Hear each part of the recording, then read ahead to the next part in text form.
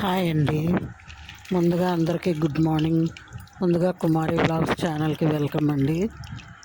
నిన్న మిల్లెట్స్ అయితే నానబెట్టాను దోశ వేసుకుందామని. మార్నింగ్ టిఫిన్కి ఒక 2 కప్స్ జొన్నలు నానబెట్టానండి. ఒక 2 కప్స్ గుండె మినపప్పు, ఒక 2 కప్స్ కొర్ర బియ్యం ఉంటాయి కదా, కోడు మిల్లెట్స్ అంటారు. వాటి మూడాటిని నానబెట్టుకున్నాను. మార్నింగ్ నానబెట్టాను, సాయంత్రం రుబ్బాను అనమాట. ఈవినింగ్ రుబ్బేసి నైట్ అంతా బయట ఉంచేసానండి. బయట ఉంచితే బాగా రుబ్బంతా పులిస్తే బాగుంటుంది. దోశ బాగా క్రిస్పీగా వస్తుంది. మనకి హెల్త్ పరంగా మంచిదని కదా మిల్లెట్స్ వాడుతున్నాను. పులిసింది బాగా, చూసారా రుబ్బు. ఇలా పులిసిన దాంట్లో మనం కొంచెం సాల్ట్ వేసుకొని కలుపుకొని, సాల్ట్ వేసి ఒకే డైరెక్షన్లో కలపాలండి. ఎలా పడితే అలా కలిపిస్తే మళ్ళీ బాగోదు. ఒకే డైరెక్షన్లో కలుపుకొని పిండి ఇలాగా దోశ వేసుకుంటే చాలా క్రిస్పీగా వచ్చింది. ఇంకా మార్నింగ్ పనులు అన్నీ అయిన తర్వాత దీపం పెట్టుకున్నాను. స్నానం చేసి మేడమే కొంచెం మా చెట్లకు పూసిన మందారాలు, శంఖవై పూలు అన్నీ ఉంటే కోసుకొని తెచ్చుకున్నాను. అన్నీ తీసుకొచ్చి శివాయికి అయితే నీలాభిషేకం చేసి పువ్వులతో ఇలా దీపారాధన చేసుకున్నానండి. మేడ మీద కొన్ని పూజాయి పువ్వులు, నిన్న చామంతి పువ్వులు తీసుకున్నాను. ఆ పువ్వులతో అన్నిటితో ఇలాగా పూజ అయితే చేసుకున్నాను, అలంకారం చేసుకొని. ఎలా ఉందో కామెంట్స్లో చెప్పండి ఫ్రెండ్స్. పూజ అయిన తర్వాత టిఫిన్ అయితే చేసుకున్నానండి. దోశలు అయితే చాలా బాగున్నాయి, టేస్ట్ క్రిస్పీగా వచ్చాయి. ఒక గరిటె వేసుకొని ఇంకొక గరిటె సగం వేసుకొని బాగా పెనం కొంచెం వేడెక్కాలి. పెనం వేడెక్కాక కొంచెం ఆయిల్ వేసుకొని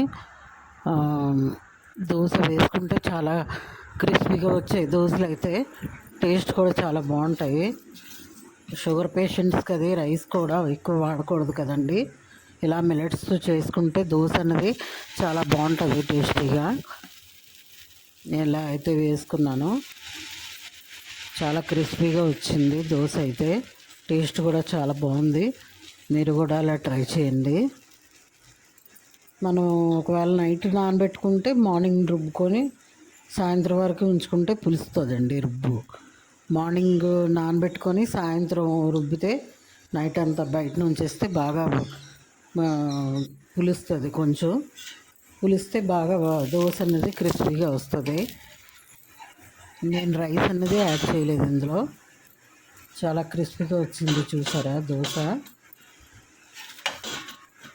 టేస్ట్ అయితే చాలా బాగుంటుందండి. కొంచెం మెత్తగా ఉంటే కొంతమందికి తినబుద్ధి అవ్వదు కదా, క్రిస్పీగా ఉంటే బాగుంటుంది. క్రిస్పీగా తినడానికి ఇష్టపడేవారు ఇలా చేసుకుంటే చాలా టేస్టీగా ఉంటుంది. మీరు కూడా అలా ట్రై చేయండి. ఈ మధ్య ఎక్కువ మిల్లెట్స్ వాడుతున్నానండి.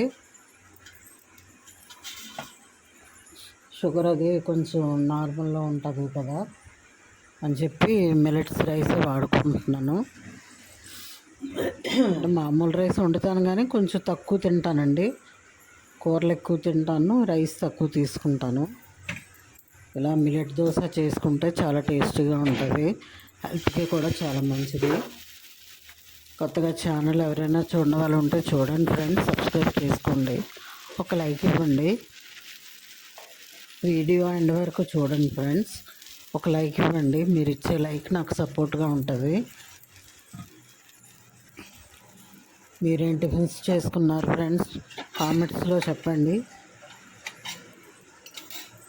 దోశలు అయితే చాలా క్రిస్పీగా వచ్చాయి. పట్టుకుంటేనే తెలుస్తుంది కదా. పట్టుకొని ఇలా చూపిస్తున్నాను చూడండి. పట్టుకుంటే చక్కగా రోల్ అవుతుంది దోశ అనేది.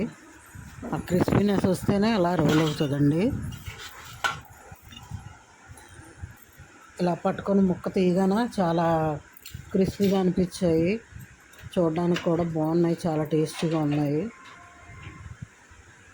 మన ఇష్టం, కొబ్బరి చట్నీతో వాటితో తింటే చాలా బాగుంటుంది దోశ అనేది.